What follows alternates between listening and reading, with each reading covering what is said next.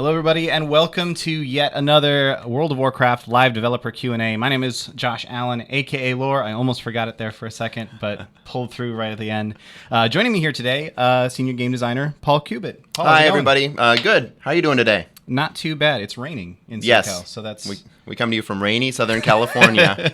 I brought my umbrella today. Yes, so. Excellent. So we've had Paul on here before. Last time we were talking about professions in Legion. Yep. You're still pretty heavily involved in profession design and everything. Absolutely. We're going to talk about that a little bit today. Yeah, definitely. But you're also heavily involved with a lot of the new content that went into patch 7.15 as well, right? So like the micro holidays, Brawlers Guild, Timewalking, dungeons. Yep. Worked a lot on all the... those three things: Timewalking for Mists of Pandaria, Brawlers Guild, and the new micro holidays, which have come into 7.15. You just haven't seen them yet. Nice.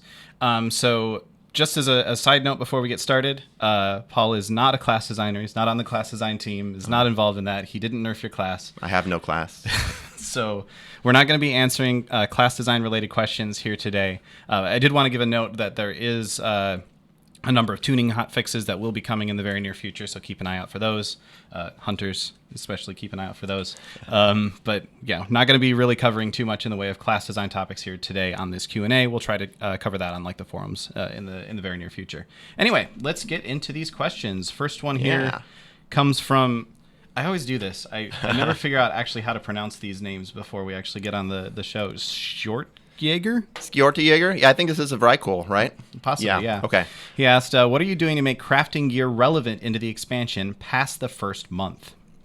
Great. So stepping back, just like thinking about Legion in particular, like one of our big lessons we learned from Warlords of Draenor, like we learn a lesson from every past expansion, right? From Cataclysm into Pandaria, Pandaria into Draenor. From Draenor into Legion, it's we need to make more content, keep that steady stream of content coming, and that's really where 7.15 comes from, as we wanted to have more patches. This is a smaller one, but still a fairly beefy one, and that philosophy extends to professions as well. We wanted to make sure that we continue to update professions, and we knew for crafting in particular, blacksmiths, armors, leather workers, and tailors. There are no armorers. They're all armorers. Blacksmiths, other blacksmiths. Right. That the gear that they make has a limited duration, right? It goes up to a certain item level, and then as the game's item level progresses, as we add more mythic dungeon tiers or more raids, more higher item levels from World Quest, all the different sources of item, that sometimes that crafted gear has a duration.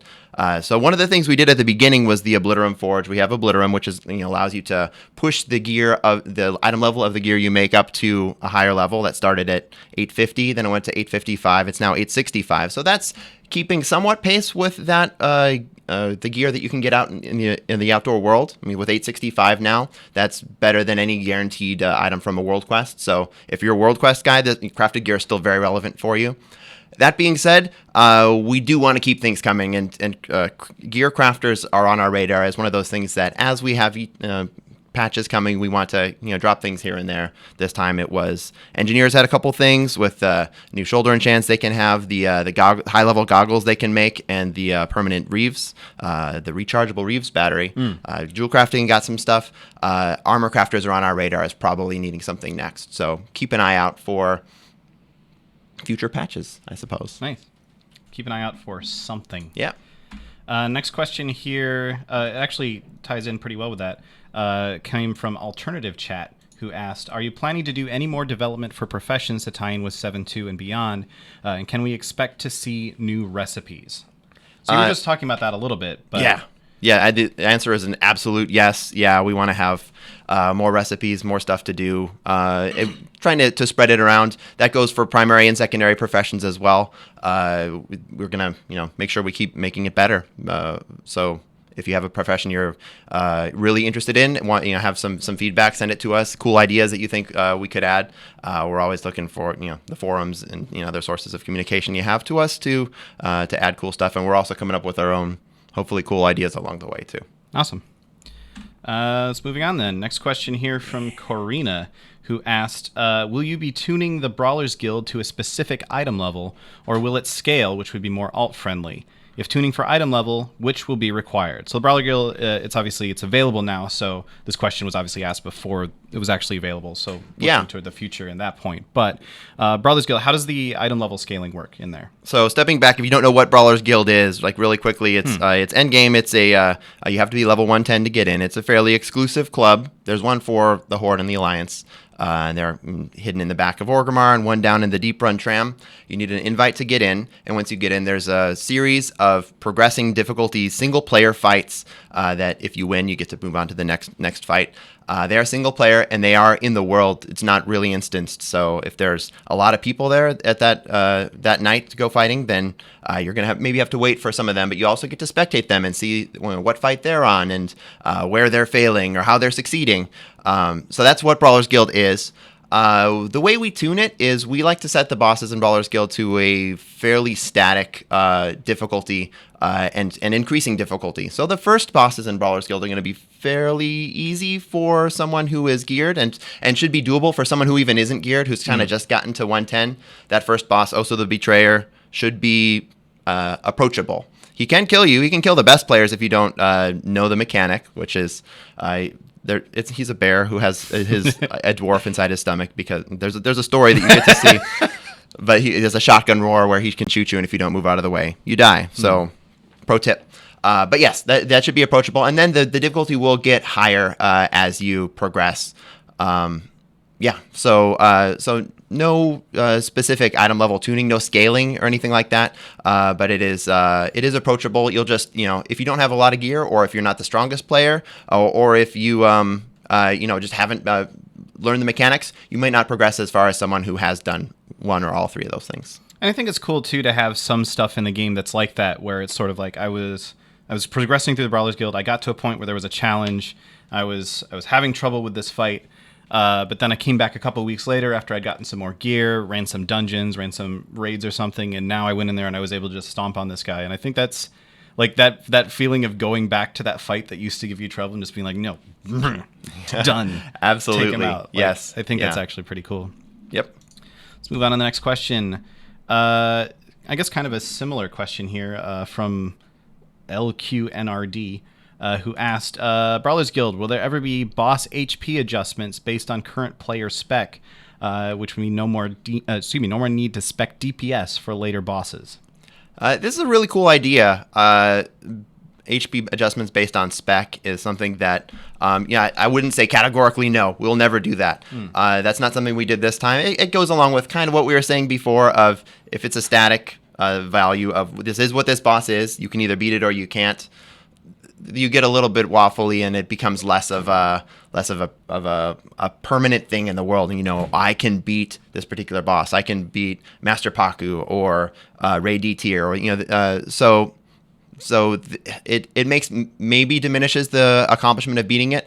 That being said, there's also there are some advantages to being a tank class. Some of these fights are tests of survivability as much as they are of DPS. The later bosses, I think, are what you pointed out, LQNRD, and that is for sure there are some pretty hard DPS checks in there, and pretty much every one of the later bosses. So this is also kind of a DPS thing. Also, we haven't mentioned healers, who are left a little bit out in the lurch here. We've thought about ways that we can bring healers into the mix in Brawlers Guild a little bit, and that's maybe this is a way we could do it and something we could look towards in the future. But also, Brawlers Guild's about fighting and hitting things, and healers have a specific role, and that's keeping other people alive. So another way of thinking about this is we want to make sure healers don't feel disenfranchised. They have things they can do. One of the things that we did do is for micro holidays. There is one micro holiday in particular, the Mushroom Festival, which happens in Zangar Marsh later in the spring, I think, which is very healer focused. If you're a healer, you're going to shine in that particular micro holiday, which is kind of like Brawlers Guild. You're not going to get a whole lot of player advancement for it. It's kind of a side part of the game, a breadth part of the game as opposed to a length part of the game. But that's going to be an opportunity to reward healers as well. So that's kind of the way we think about these things. But I do like your idea. Cool. Next question comes from Texas Ranger, or maybe I'll pronounce this Texas Ranger. Who asked, are there any plans on adding fights later in the expansion for the Brawlers Guild? Or like Mr. Pandaria, where you get cards and have special fights? Maybe. Maybe. We don't have any solid plans on that yet. So if you are a WoW historian, you know Brawlers Guild came out in Mists of Pandaria, patch time 5.1. And that's when we added the 8 ranks, and that was what Brawlers Guild was. And then in patch 5.3, we added 2 more ranks, so you could actually rank up to rank 10. That was because we'd added the Mogu raid in between 5.1 and 5.3, and so player cap, just power cap had gone up, and rank 8 didn't mean as much as it did in the past, but now we had rank 10.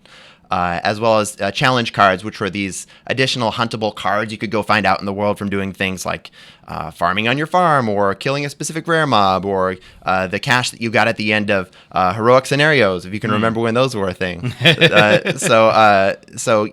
Yes, that is something that we kind of have in our toolkit. So no plans yet. But if Brawlers Guild is something that people are having fun with, we are going to have more raids and more Mythic Dungeon levels of progression that are coming in the future. So there may be a need for that. That being said, maybe not. Maybe we'll have another cool idea that we say, yes, we could work on Brawlers Guild improvements, but that'll take time away from this other thing we want to do in this patch. So tune in and see. TBD. Yep. All right, next question. I like this question. It comes from G Hagen 9, who asked, "What's your favorite Brawlers Guild fight idea that did not make it in?" Right. So there's a couple answers to this. One is like pretty much every idea makes it into Brawlers Guild. It is kind of that that place where we can stretch the rules of what a boss encounter is in WoW, and so a lot of them did make it in. I sent an email out to the team about this particular question to find out, and a couple things people brought up were a couple tribute fights. There's a Mario themed fight which has been, or a tribute to Super Mario, which was started and never really quite finished. There was also discussion of a Mega Man themed one where you would earn the abilities of different mini bosses inside there and then use them against the others, and so that was kind of cool. The other thought here is that there is actually a fight which did make it in, but kind of didn't, or almost didn't, which is Strange Thing. So some people have already played it. People have already pushed to the end of Brawlers Guild. Congratulations. There is a fight called Strange Thing, which is it's a mushroom. And if you touch the mushroom, you click on it, you touch it, and then it takes you to this magical place where you see unicorns running around, and there's this kind of dark, scary shadow man who's chasing you around. The funny thing about it is that everybody else who's watching, they just see you touch the mushroom and then fall down, and so they don't actually get to spectate the fight. And it almost didn't make it in because as we were testing it internally, we had a lot of people who have motion sensitivity. There's some weird camera stuff which goes on in that fight. Right. It was triggering their queasiness, or just didn't make them feel well. So we didn't want to put that in as a progression fight or anything which really had any achievements associated with it or anything like that. So It is just an additional challenge for people who can stomach it and have gotten that far. If that is one challenge card which is put on the vendor after you've beaten everything else. Cool. So almost didn't make it in. Cool. Next question here from Nimbus, who asked, can we maybe get an item level bump to Timewalking gear as Legion goes on? I think so. Yeah, like that is absolutely something we're talking about, just because player item levels are going up, and there's no reason that Timewalking gear has to stay at the I don't remember, the 830 I think is what it is now, somewhere in there. Something that's for a lot of players not particularly attractive, even if it does Warforged or Titanforge. So yeah, that's something we're talking about, and something you will see in the future. Not right now in 7.15, but yeah. Yeah, and Ian was talking about at BlizzCon that in 7.2, like all the remaining dungeons, all the other dungeons, the Legion dungeons, are going to have their item levels increased. So it would kind of make sense for Timewalking to do something along those lines. For sure, yeah. Cool. All right, next question from, I'm going to pronounce this as really husky, who asked, any possibility of seeing the revamped Scholomance make it into the Mists of Pandaria Timewalking roster at some point?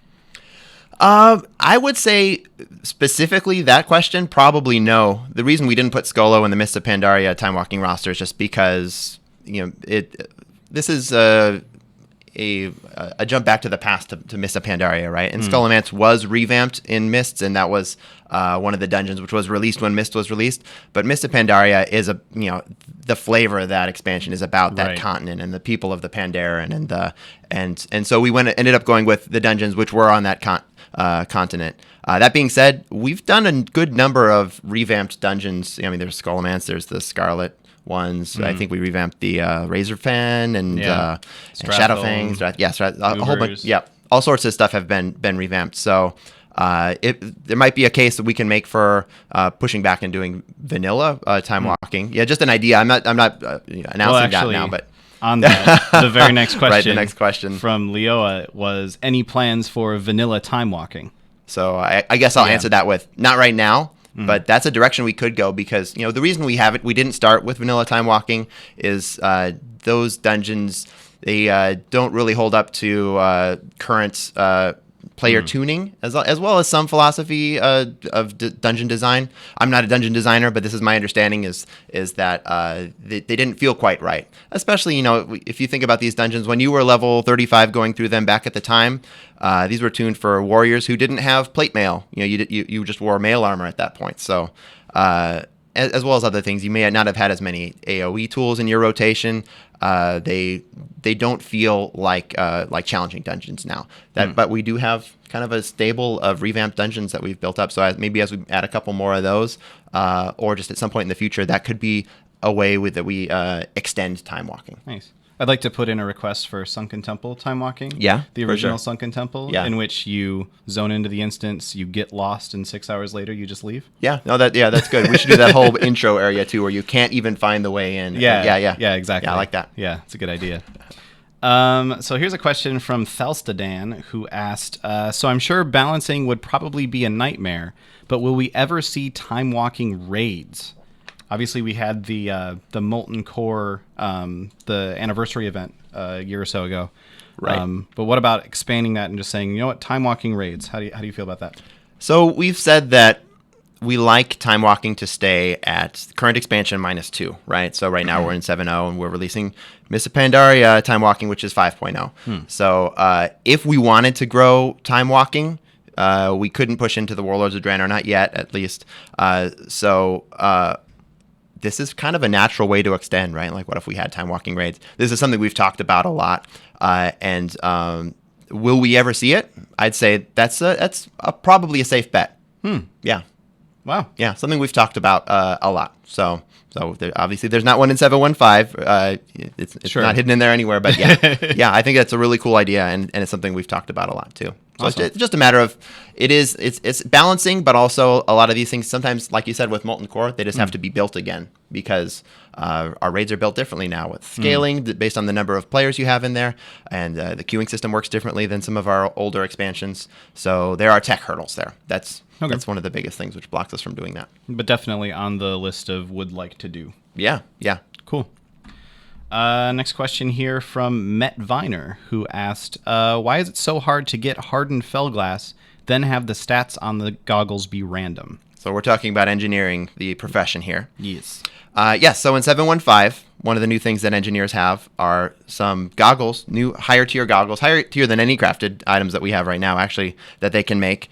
And the way that they need to do that is get a particular material called hardened Felglass, which comes out of little bounty bags that you get when you have a certain shoulder enchant on. So it's a fairly in-depth process to be able to get that.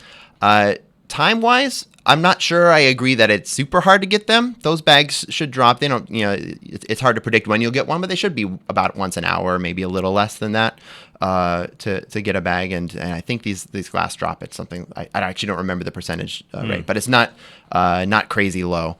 So that's why that the item level is part of the reason why these goggles are expensive to make, and some of that expense is the time of getting hardened Felglass. A couple things I'd throw out that are maybe mitigating factors here are that the hardened Felglass itself is tradable. So if you are interested in making lots of goggles, you can buy hardened Felglass on the auction house. Maybe if you want to make a lot of them to get that perfect secondary stat combination that you want from the random stats on the goggles, or if you are an engineer who doesn't care about making goggles and are interested in making money, you can farm hardened Felglass and sell it to those people who have a lot of money and want to make them. Also, the goggles themselves are not soulbound or not bind on equip. So if you make a cool set of goggles, you can trade those as well with maybe an engineer who values mastery more, and you can sell your mastery heavy goggles to them and purchase crit heavy goggles from someone else.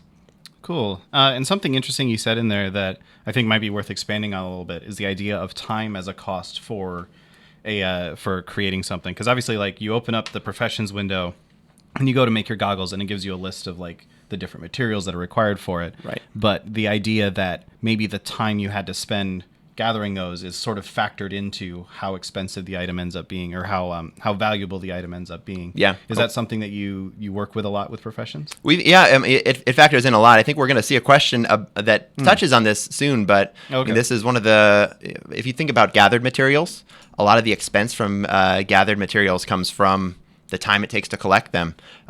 Gathered materials like herbs and skins and ore are more expensive in this expansion than they were in the past. And the reason is because in the past, in 6.0, the garrison gave you a pretty steady flow of those without a lot of time investment, and so that pushed costs down. Now, there's more time investment because every herb has to be hunted down and picked painstakingly by hand by an herbalist. That pushes prices up. So yeah, that does factor into a lot of our economy calculations when we're thinking about these things. Cool. Question here from Verkus, who asked, are there any plans to make talent tomes cost less in the auction house? Yeah, so this actually does touch on that as well, which is, yes, I do think that talent tomes probably cost a little too much right now, and that is largely, we think, because of the cost of the mats that go into making them. It's not the scribes who are having huge profit margins here, but the money that herbalists are making from getting the actual herbs that you use to grind into the ink to make these talent tomes.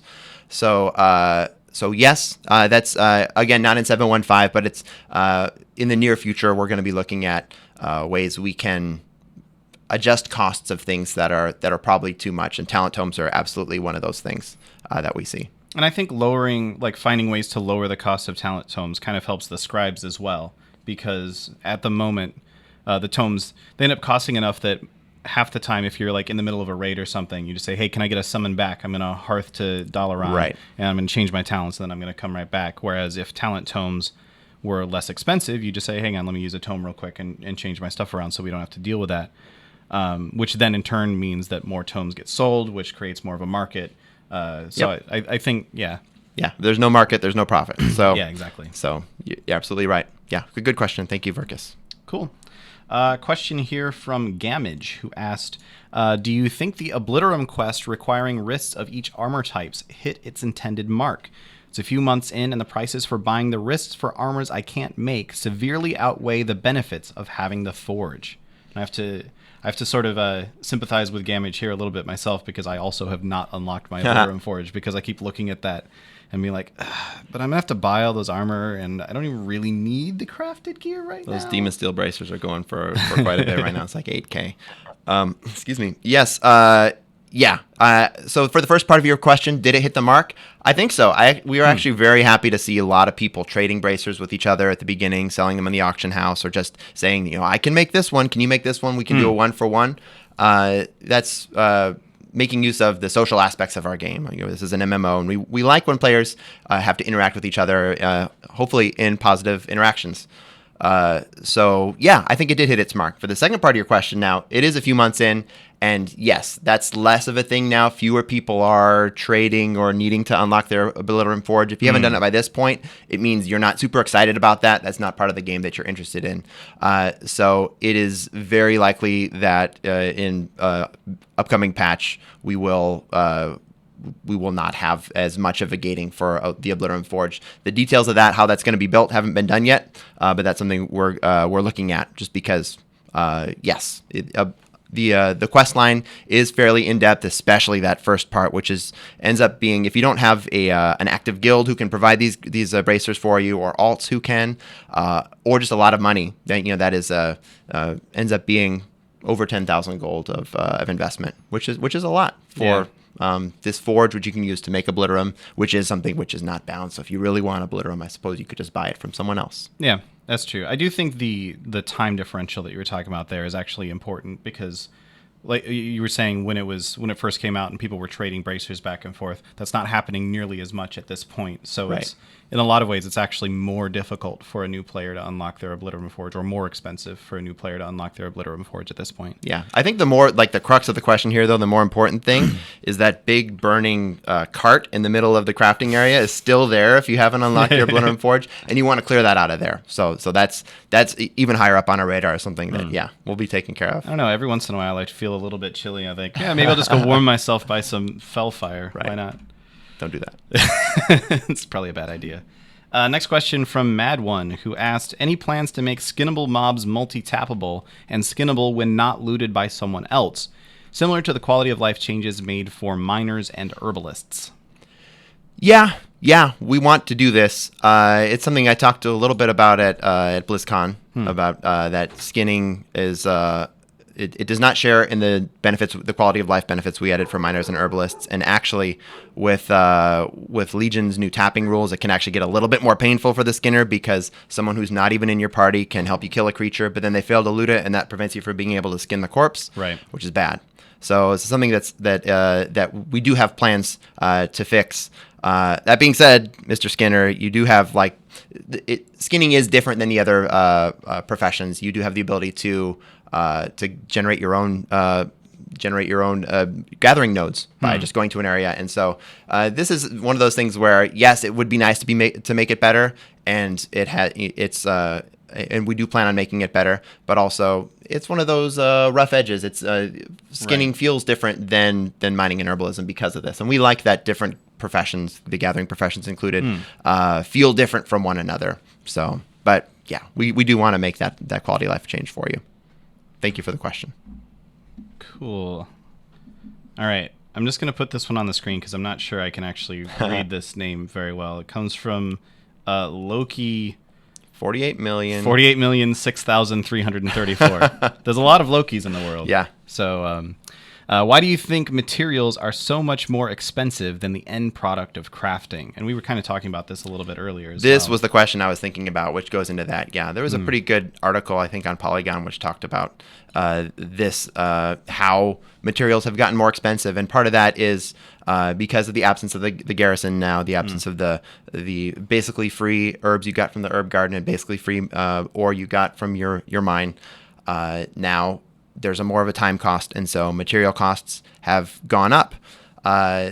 There's also, there's other mitigating factors as well there. I think actually part of it is we've been cracking down on botting and things like that. People who have been, doing a lot of gathering with bots, and so some of that still exists, and it's a kind of an ongoing battle back and forth there. That has been a less lucrative source of gold for people who do botting, and so you'll see less supply, which drives prices up. Yeah. And while, to be clear, getting rid of bots is a good thing. Yes, and that's a great thing. Yes, yeah, we think so. Unless you're a bot. But, yeah. For the bot, it may seem like a bad thing, but for everybody else, it's a good thing. This also does tie into that time thing, right? If I am a player who is able to spend a lot of time playing, then I can make as much profit as I want gathering herbs, as opposed to crafting. There's really no time component to crafting, really. I mean, we do have some of it with the engineering goggles have that hardened fell glass, so some of that's baked in there. They have a kind of a unique gathering mechanic. You could also say some other professions like enchanters have disenchanting, which is sort of a gathering mechanic as well, so they can drive their own prices up.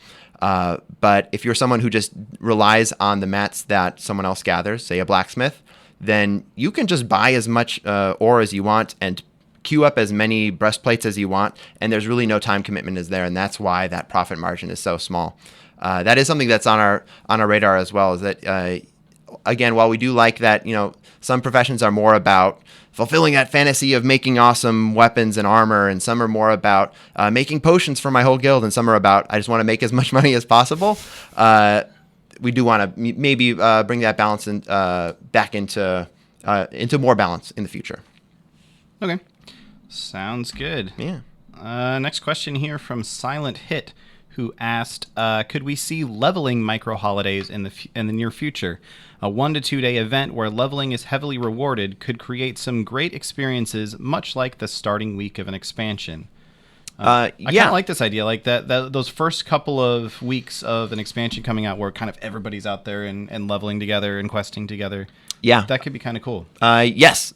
So this is a really cool question and actually a timely time to ask it as well. So stepping back with micro holidays, we've stated, and you've probably seen if you've looked at any micro holidays, that the way that they reward you isn't really with anything super collectible. You're not getting a lot of pets and mounts and unique transmog appearances and things like that from micro holidays because of their short duration in nature. They are very missable, and so if a micro holiday happens to happen while you're on holiday, an actual real world holiday, and you don't and you miss it, then that's a bad feeling. Or maybe a holiday comes up on a particular day of the week and you're not able to play on that day of the week. Well, then that makes that hard. So we wanted to make it so that we can reward you in different ways.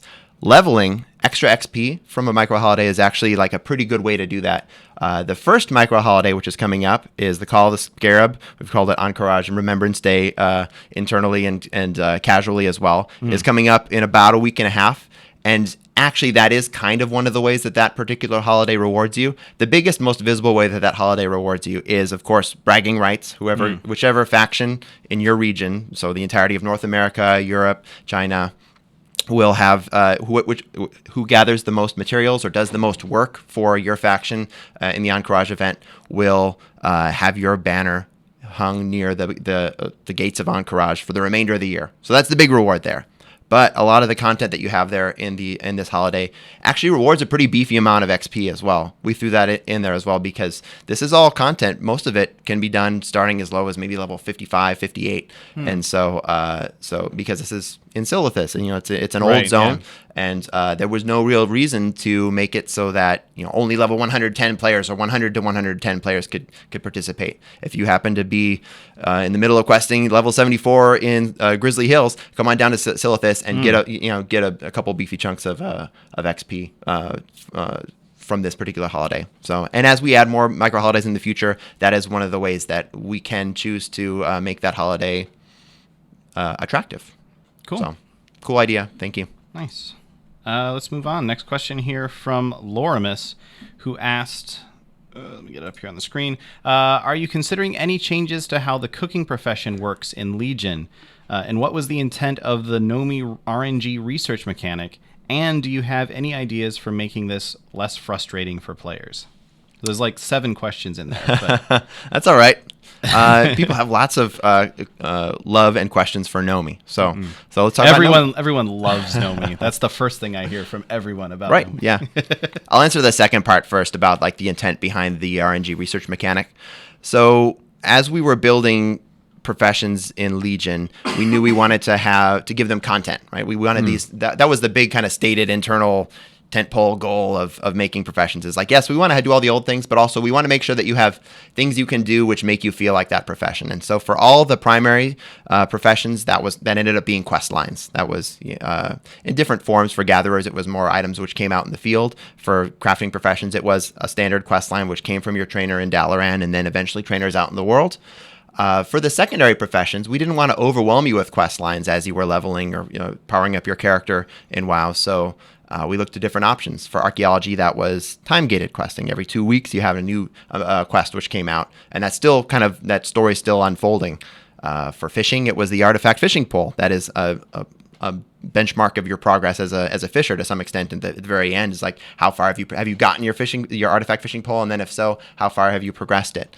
For first aid, items which drop out in the world. If you happen to be out killing things, you might find someone who's in need of help.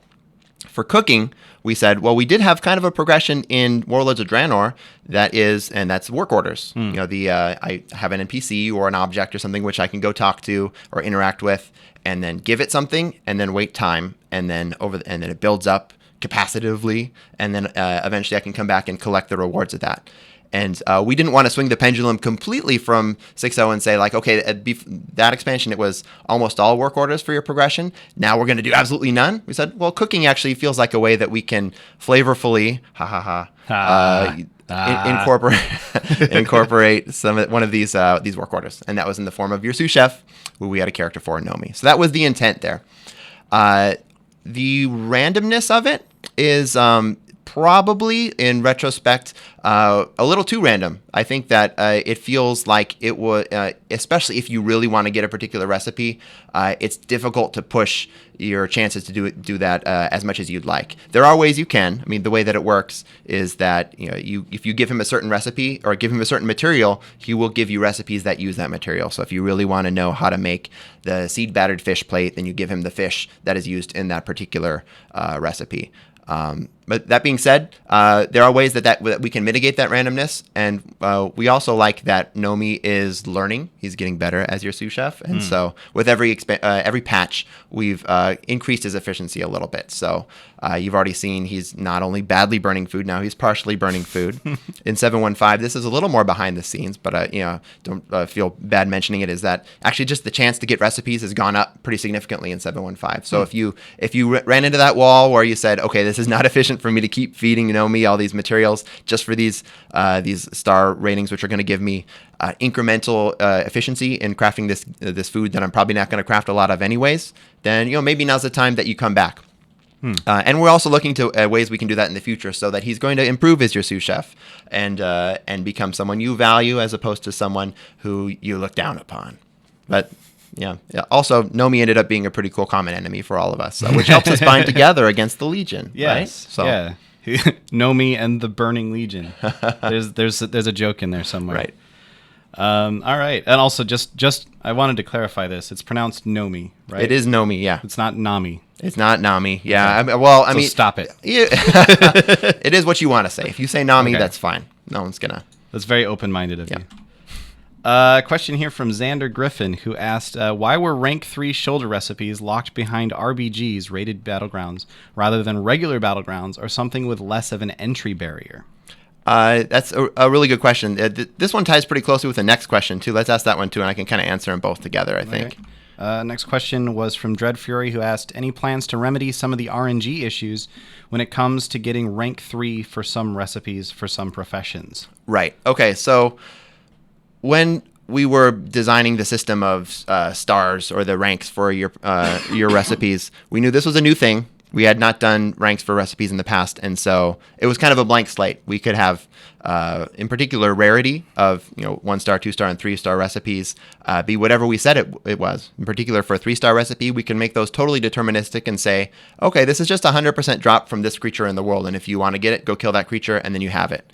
We could also make it super rare, Ashes of Alar level difficulty or rarity to get, where it's very exciting and also very rare to have a 3-star version of any recipe. But when you do get it, you feel awesome. So when we first made them, we said, let's err on the side of rarity, because it's easy to pull back from that. But it is also it's hard to make something more rare after it's already out there in the world. Or if we do something similar in a future expansion, it's hard to make the later analogs of recipes rarer than they were after we've set the expectation that these are easy to get. Now they're hard to get. That doesn't feel so great. So we made some of these things pretty rare. For shoulder recipes, for the tailors, leather workers, and blacksmiths, that meant actually putting it in a fairly difficult, challenging part of PvP, and that was rated battlegrounds, because we wanted to push that rarity challenge for players a little bit and say, okay, it's actually going to be pretty tough to be able to be armor crafter who can make rank 3, make shoulders at a rank 3 efficiency. If you aren't particularly interested in efficiency, well, that's fine. You can still earn ranks 1 and 2 without even dipping a toe into PvP, especially rated battlegrounds. If you really want to, fill that bar, to fill that row of stars and get it, then there is something you can do to get it, and maybe it exposes you to a part of the game that you hadn't been exposed to in the past. Or if you are a PvP guy and you're also a crafter and you are really and you have that recipe because you've run a bunch of rated battlegrounds, you can feel maybe a little bit more pride from having that. So that's where that philosophy comes from. I am curious. We have heard feedback from people who didn't like it, right? You're the person who isn't PvP focused, and that doesn't feel good because you want to be able to get that recipe, but you don't want to have to do PvP to do it. I'm curious if there are people out there who do feel particular pride about, I did this, I wasn't into PvP, but I did it and I got it and now I'm proud or I have it, or that maybe you're just, meh, I have it and I don't care. And then we won't push the rarity that far in the future. But this was kind of our first stab at it. The second question from Dread Fury was any plans to remedy some of the RNG issues when it comes to getting rank 3 recipes from some professions? Maybe. In some cases, we like to, if it's not breaking the game, then it is what it is, right? And in a lot of these cases, it's not breaking the game in any of these cases, and it doesn't feel too bad in most because that rank 3 efficiency gain is fairly incremental. It's not super huge. So it's not like you can't craft the items whatsoever. Right. Yeah. But there are some of them. I think in particular, gathering, it feels fairly punishing if you don't have rank 3 after you've gathered 10,000 Aetherol and you still don't have rank 3, and you really want that rank 3 bonus from Aetherol, then that feels bad. So those would be the places that we would look at increasing efficiency for rank gaining your rank 3 recipes. There's also actually, like, I'll point out one last thing too, which is it's kind of behind the scenes, inside baseball, but there is when we look at the numbers of who has rank 1, rank 2, and rank 3 recipes, the way that the rarity ended up working out actually gives us a pretty interesting curve of, we can see at the bar, this many people have rank 1, this many have rank 2, and then only this many have rank 3, which is good for the economy because we talked about earlier, there's not a lot of profit margin in crafting. Well, the rarity of rank 3 recipes actually does give you profit margin in narrow portions of the economy. So if you're one of the few people who is in that little bar who has rank 3 Demon Steel breastplate, then you can craft that item more efficiently than most players in the world can, and that you can use that to your advantage to have some profit. So there's a trade-off there. Is it okay to not have you be able to make rank 3 items deterministically? But with the trade-off being that when you do, and you have a couple of things you can make rank 3, that you actually have a little bit more profit as a crafter. So, and it's interesting too, that sort of balance between you want stuff to feel rare, which then makes the people that have it feel cool. I have this thing that not a lot of people have, right? But then also, obviously, everyone is then going to want that thing. So, but if you give it to everybody, then it doesn't feel rare anymore. It's an interesting sort of conundrum to try and solve from a design perspective. How do you figure out what the correct point? And so it sounds like experimenting is a big part of that, and doing things like, let's just see what happens if we put this behind rated battlegrounds. Do people actually go get it? Does it end up being too difficult, and so on? That's actually really interesting to me. Yeah, and that rarity matters less as the expansion goes on.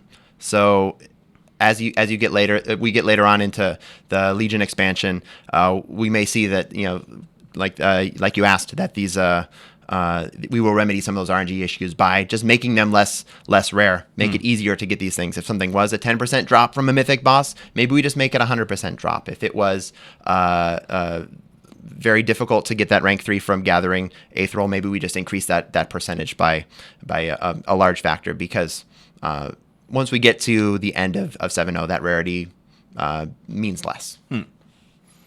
Fair enough. All right, next question here from Rivania, who said, Archaeology is no longer about discovery. You do a quest every 2 weeks, and then ignore dig sites until the next quest.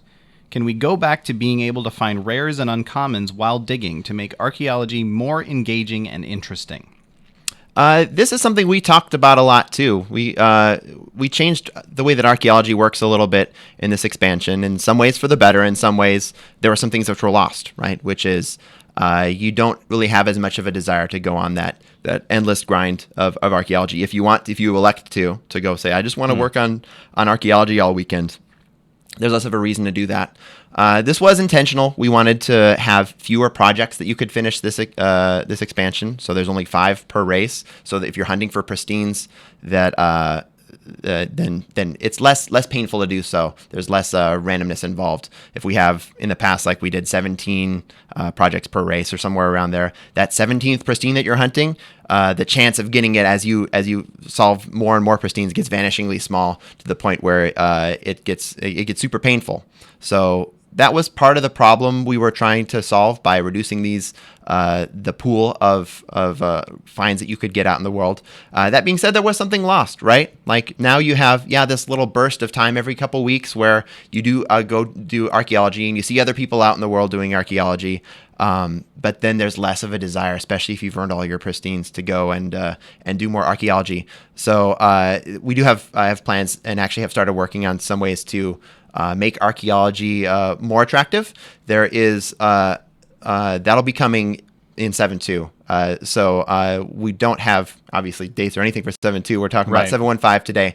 But once that comes on the PTR, then that'll be one of the first things for professions, which is testable, and that should be coming on the PTR actually like pretty soon. So so you should be able to see some of the changes we have for archaeology.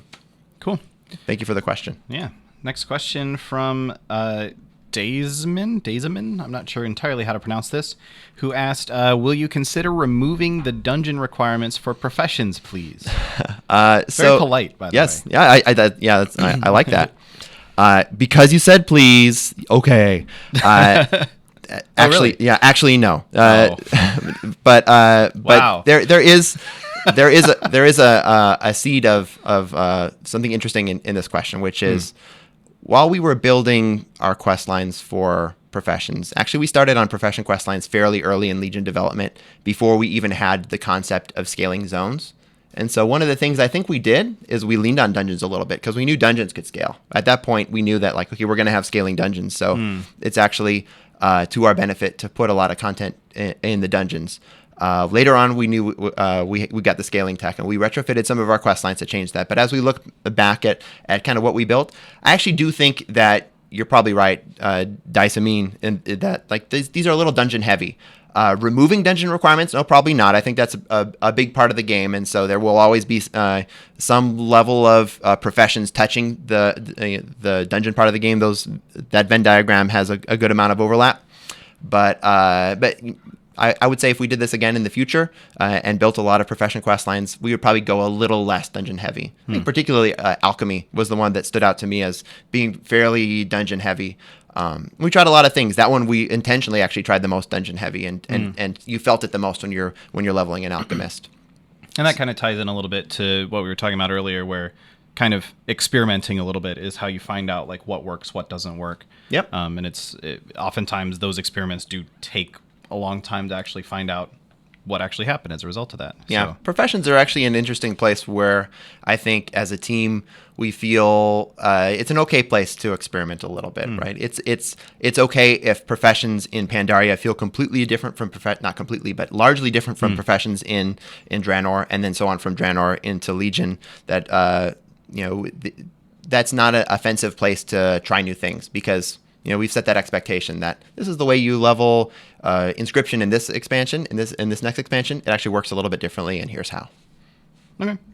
Sounds good. Next question from Bogdanov89, who asked, please consider making gathering professions a separate type of professions than crafting professions, so they do not take up the same profession slots. This is a request that we've been getting, I'm pretty sure, since Classic.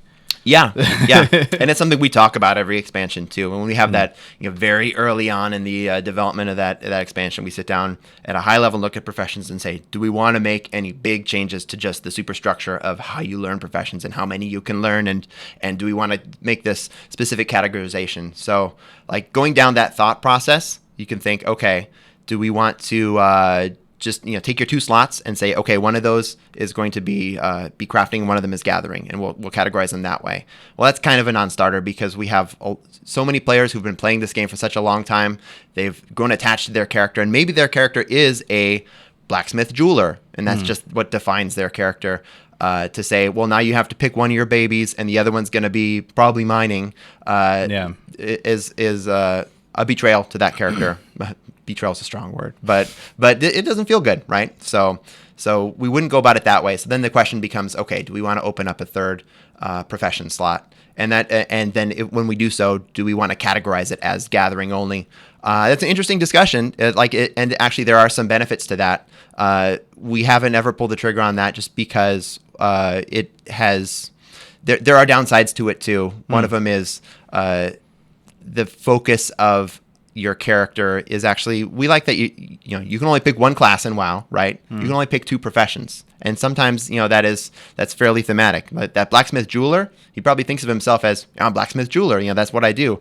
If he got a third one, he said, I'm a blacksmith jeweler miner, that's a little less focused than just what those two professions. So, but that being said, like we say, please consider. It's something we always consider, and we'll think about. So yeah, I think that also kind of steps on the double gatherer a little bit. I think there's a lot of people that are very focused on professions that say, no, I have my one character, and I want on my one character to be able to go around and pick up every herb I see, and also every mining node that I see. Yep. And so if you only had one gathering profession you were allowed at that point, then they would not be able to do that anymore. Right. And also there's lots of people who say, I'm not as interested in crafting items, but I want to make a whole lot of money on the auction house, so I just pick up everything that I see. So I think I agree with you. Yeah. Senior game designer Paul Kubit. Well, thank you. I think there's also, like, for some, maybe not for you, Bogdanov89, but for a lot of people, this question comes from a place of, I have these 2 professions and I always have, and I want to change one, or I want to add a new one. I'd like to have this gathering profession, but I don't want to get rid of one of these 2 that I have.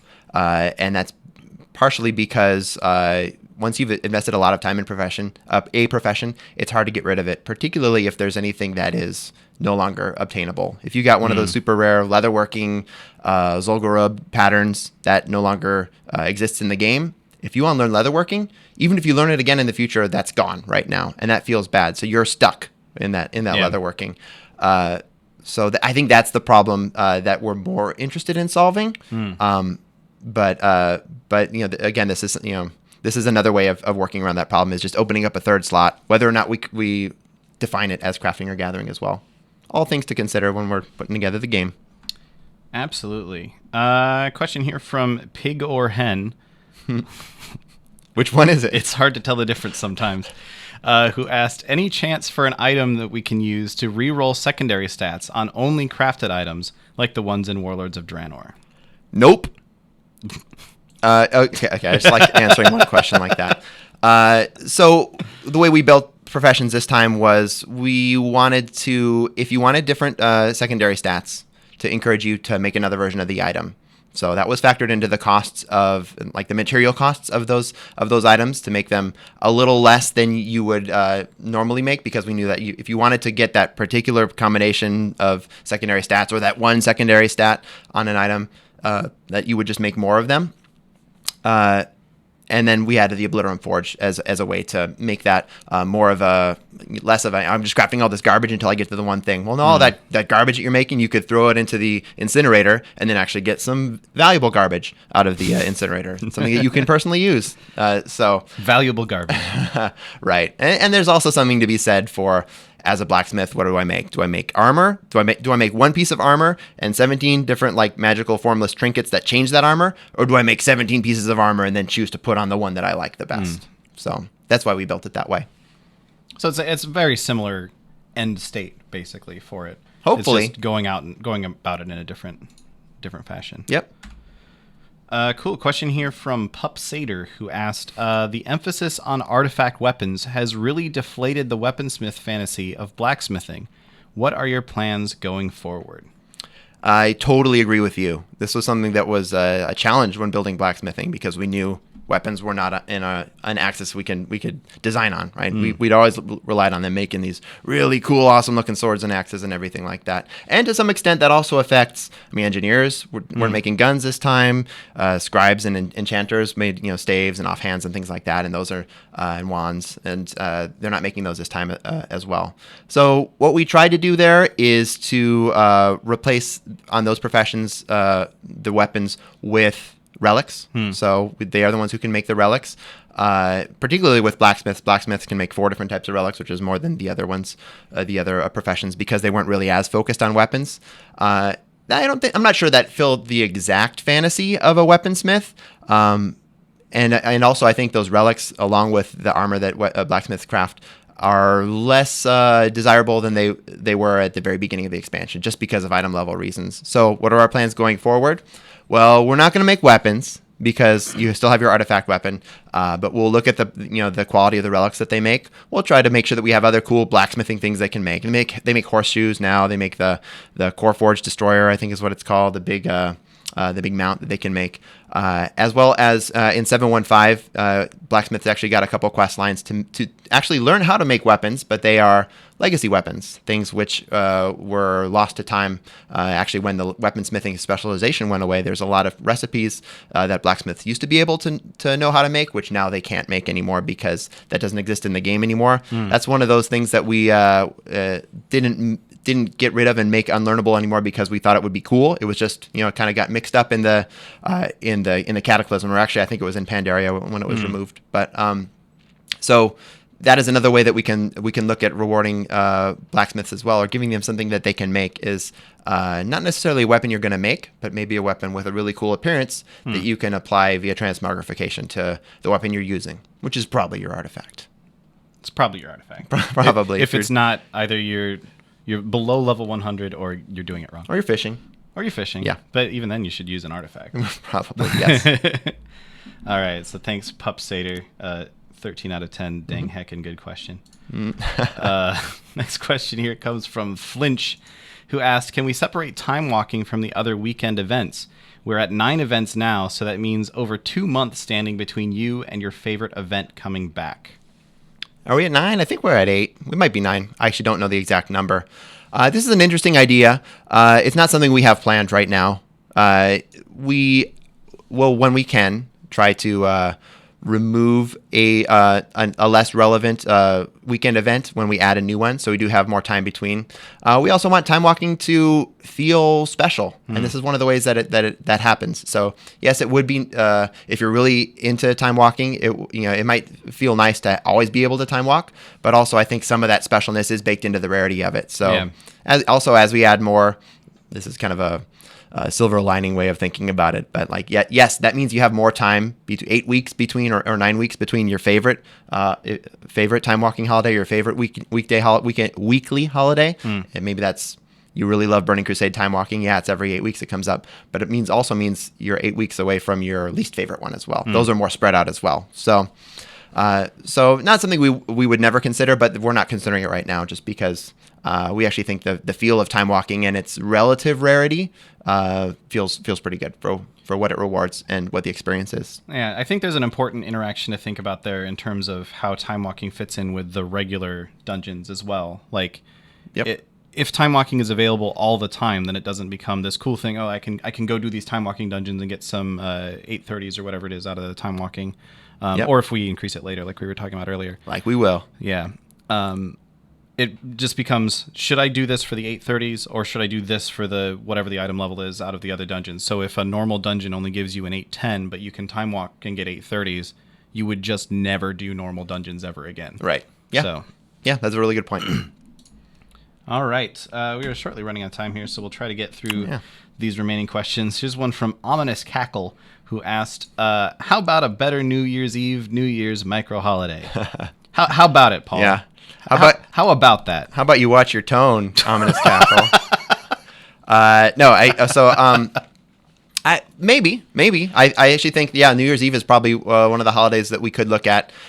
Micro holidays, the ones that at least we've been adding, New Year's Eve doesn't feel like a micro holiday to me. I guess it is a 1 day long holiday, so in that respect it is one. But the things we're looking at adding right now are less about analogs in the real world of, a lot of our holidays are analogous to actual holidays like Lunar Festival is Chinese New Year, Harvest is for Thanksgiving, and so on. Micro holidays are more about the holidays that build the fantasy of Azeroth. What would they celebrate in Azeroth? So we were actually before we started, we were concepting Murloc New Year's. Maybe we'd do that in September or something like that. Could be a cool thing. But I do agree that actually New Year's and the New Year's Eve holiday right now is one of those areas that, as we look at our existing holidays, probably could use a little bit more spit and polish. So but you didn't say please like that other guy. So maybe a little less likely. Well, not now. All right.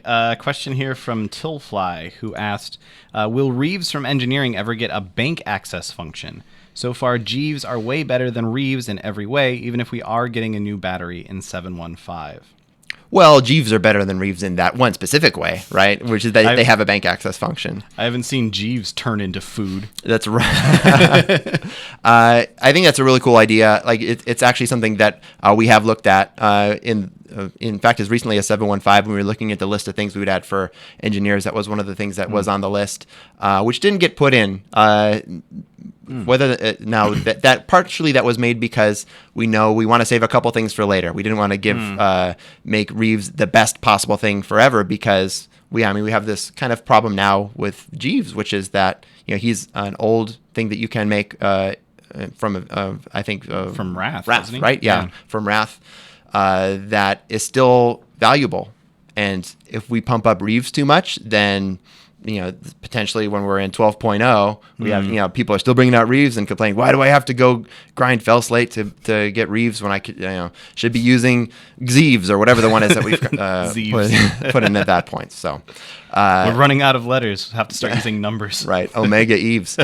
So yeah, those are some of the reasons why he doesn't have a bank access function right now. But also, potentially, we want to keep this content train rolling with more patches, and so that also means more updates for engineers. And the two things engineers focused on this expansion were making things out of guns and making a cool robot. And if we want to make Reeves better, that's one of the really cool ways to do it. So we'll consider it. Cool. All right. Well, that's about all the time that we have here for today. So thanks so much, Paul, for joining us and answering these questions. It's been fantastic. Yeah, and thank you all for listening. It's fun doing these, and we love to hear from you. So keep sending your questions, keep sending your feedback, and stay dry out there. Yeah, definitely. Especially if you're in Orange County, where it doesn't do this very often, so people are freaking out a little bit. For the next Q&A, again, we don't have one nailed down just yet, but if you've been paying attention, you've noticed we're trying to do one about once a month, so I would expect to see one sometime in the month of February, but we don't have exact details to share on that just yet. But keep an eye out. And again, thanks, Paul. Thanks so much, everybody, for tuning in, and we will see you guys next time. Bye.